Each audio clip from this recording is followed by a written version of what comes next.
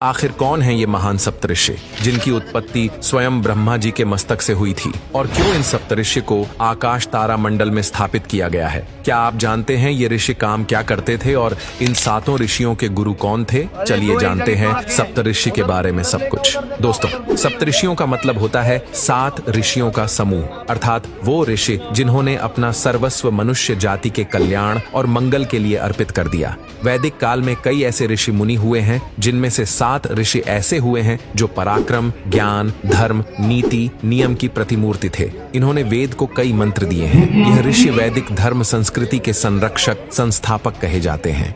कश्यप, अत्रि, वशिष्ठ, विश्वामित्र, गौतम, जमदग्नि और भारद्वाज सभी 7 ऋषियों का उल्लेख कई पुराणों, वेदों तथा पौराणिक ग्रंथों में हमें पढ़ने को मिलता है। चलिए दोस्तों, आपको इन्हीं 7 ऋषियों के बारे में थोड़ी थोड़ी जानकारी देते हैं। नंबर 1, महर्षि वशिष्ठ।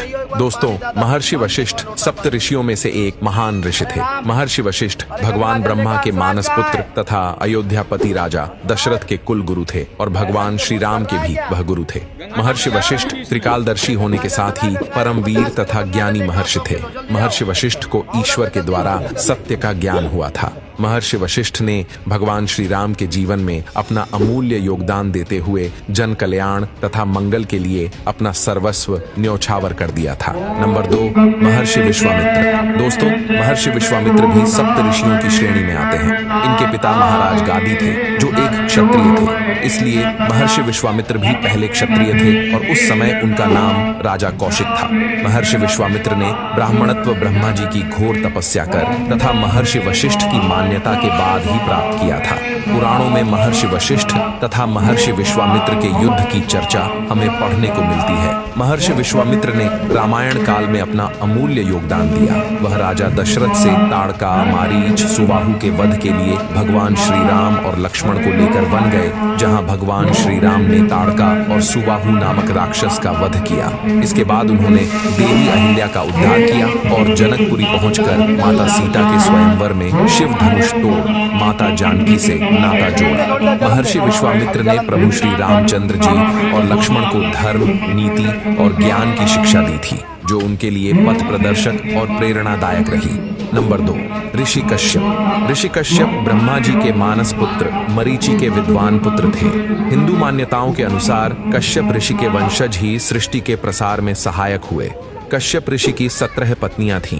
इनकी अदिति नाम की पत्नी से सभी देवता और दिति नाम की पत्नी से दैत्यों की उत्पत्ति मानी गई है। ऐसा माना जाता है कि शेष पत्नियों से भी अलग अलग जीवों की उत्पत्ति हुई है।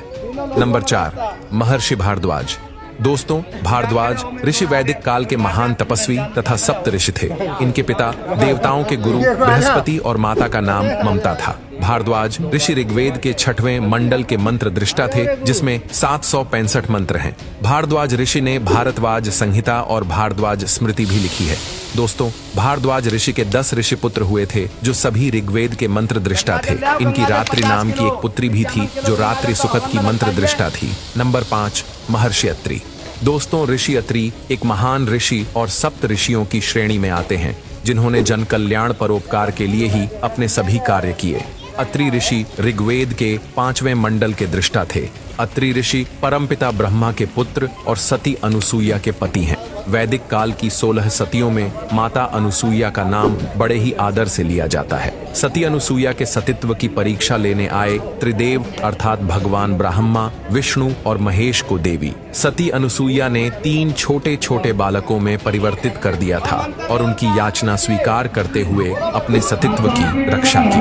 अनुसुईया से प्रसन्न होकर त्रिदेव ने सती अनुसुईया और ऋषि अत्रि को अपने समान 3 पुत्र चंद्रमा अर्थात ब्रह्मा, दुर्वासा अर्थात महादेव, दत्तात्रेय अर्थात भगवान श्री विष्णु की माता बनने का सौभाग्य प्रदान किया था। नंबर 6, महर्षि जमदग्नि। भगवान परशुराम ऋषि जमदग्नि के ही पुत्र थे। इनके आश्रम में इच्छित फलों को प्रदान करने वाली गाय थी, जिसे कार्तवीर्य छीनकर अपने साथ ले गया था। परशुराम जी को जब इस बात का पता चला, तो वह कार्तवीर्य को मारकर कामधेनु गाय वापस आश्रम में ले आए। नंबर 7, 7 महर्षि गौतम ऋषि की पत्नी अहिल्या थी। इनके श्राप के कारण ही अहिल्या पत्थर बन गई थी। भगवान श्री राम की कृपा से अहिल्या ने पुनः अपना रूप प्राप्त किया था। गौतम ऋषि अपने तपबल पर ब्रह्मगिरी के पर्वत पर मां गंगा को लेकर आए थे। दोस्तों, यह थी जानकारी महर्षि सप्त ऋषियों से जुड़ी हुई। आपको ये वीडियो कैसा लगा हमें कमेंट करके जरूर बताएगा।